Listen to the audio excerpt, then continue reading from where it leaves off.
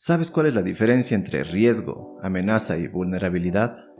Te invito a que apuntes lo que piensas de estos términos y luego de este episodio compares tus respuestas. Quizá te sorprenderán.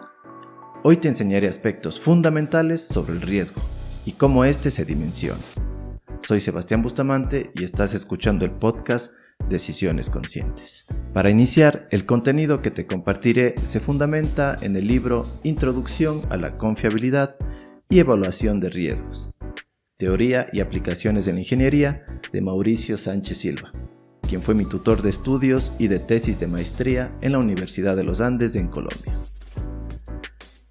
La palabra riesgo es un término que lo usamos comúnmente para catalogar algunos eventos del día a día y definirlos como eventos riesgosos, como caminar solo en la noche, conducir a altas velocidades, saltar de un paracaídas, renunciar a tu trabajo para empezar tu negocio, invertir en bitcoins, etc. Pero, si existe consenso general de que estas acciones son riesgosas, ¿por qué existe gente que las hace? Para contestar esta pregunta es necesario definir qué es el riesgo y para ello sus tres componentes. 1. La incertidumbre. 2. La amenaza y 3. La vulnerabilidad. La incertidumbre tiene que ver con lo desconocido, con ese impedimento que tenemos para predecir el futuro. La bibliografía nos indica que, donde exista al menos uno de los siguientes aspectos, existirá incertidumbre. Primero, la aleatoriedad, que tiene que ver con aquello que no tiene un orden o secuencia definida, como los resultados de lanzar 10 veces unos dados. Y segundo, el desconocimiento, que se asocia con la imposibilidad de establecer todos los escenarios posibles. Por ejemplo, el comportamiento de tu competencia al lanzar un nuevo producto. Tercero, la dificultad de definición, que tiene relación con aquello que no puedo categorizar o definir entre límites entre categorías, como una percepción del cliente o el nivel de servicio del transporte público. Aquí entra la subjetividad de por medio. El segundo concepto es la amenaza, que se define como un evento que atenta negativamente a una persona, población, un negocio o un sistema. Las amenazas tienen un nivel de incertidumbre, pero existe conocimiento empírico de su ocurrencia, es decir, porque ya han pasado anteriormente. Como ejemplo de amenazas, tenemos un terremoto, una sequía, un aluvión, una plaga, un robo, un hackeo, un nuevo impuesto, etc. Pero es necesario poder cuantificar las amenazas. Y para esto es necesario definir dos cosas. Primero, un intervalo de tiempo para el análisis de la amenaza. Segundo, la categorización de la amenaza, es decir, los atributos que la describen. Por ejemplo, los sismos se pueden clasificar según su magnitud, aceleración, profundidad y entre otras. Las sequías según su precipitación, evaporación y humedad del suelo. Un robo si ha sido con violencia o por el monto o su ubicación. Con estos dos elementos definidos se puede cuantificar matemáticamente a una amenaza, mediante una probabilidad.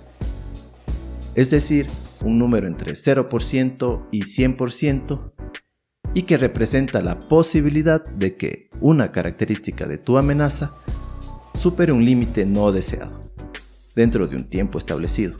Por ejemplo, la probabilidad de que exista un sismo superficial en la costa del Ecuador con magnitud 7 o superior en el próximo año. Esto podría generar un tsunami. Ante una misma amenaza, la probabilidad dependerá del nivel no deseado de una de sus características. Por ejemplo, si analizo la probabilidad de que me roben más de $100 este año, es más alta que la probabilidad de que me roben $10,000 este año. Por esta razón, las aseguradoras tienen un monto mínimo de cobertura, porque saben de probabilidades. De igual manera, ante un mismo estado de amenaza, la probabilidad dependerá del periodo de análisis. Por ejemplo, es más alta la probabilidad de tener un robo o más en tu local comercial en un periodo de análisis de un año que en el próximo mes.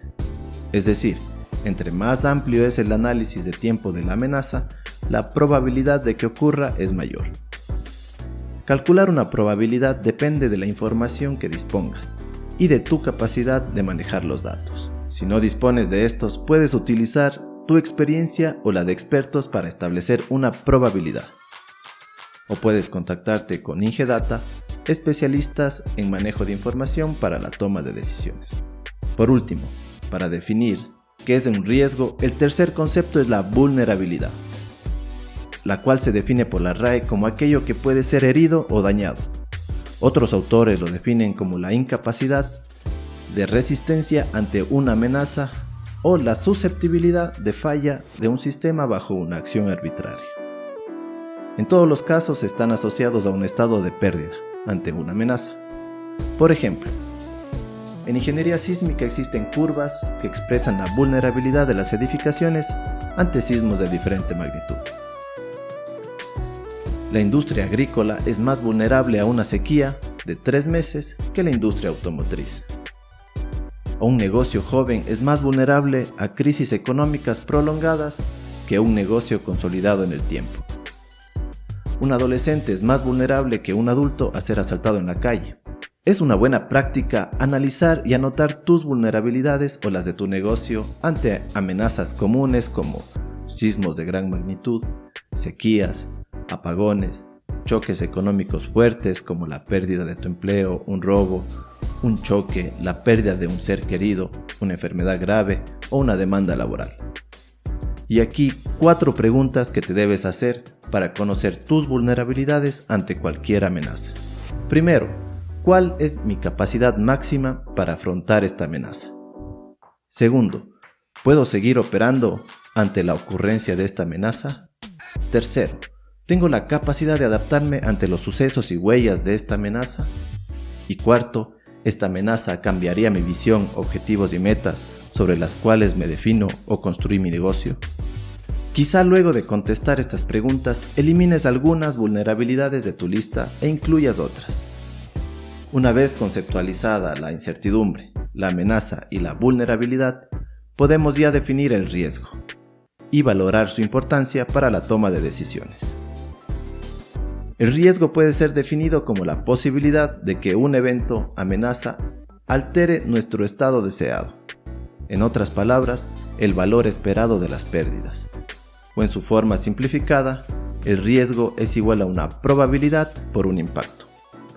Por ejemplo, si hay una probabilidad del 20% en un año de que se caiga el sistema de una plataforma de ventas en línea, lo que ocasionaría una pérdida de $1,000, con estos datos mi riesgo da como resultado $200. Este valor puede ser visto como un límite anual máximo para la inversión en robustecer el sistema. Aquí dependerá de las características del decisor, si invertir más o menos, depende de su predisposición al riesgo. Ahora que sabes qué es el riesgo, amenaza y vulnerabilidad, compara tus respuestas iniciales. Si has coincidido en todo, te felicito, ya que son conceptos que no son fáciles de distinguir. Y si no, me alegra haber aportado para que aclares estos conceptos. Ahora bien, regresando a la pregunta inicial, ¿por qué hay personas que toman riesgos o realizan actos catalogados como riesgosos? Existen 3 posibilidades. Primero, el desconocimiento de los impactos asociados con el evento. Segundo, el desconocimiento de las probabilidades de los impactos conocidos. Y tercero, tienen un límite de tolerancia al riesgo más elevado que el promedio de personas.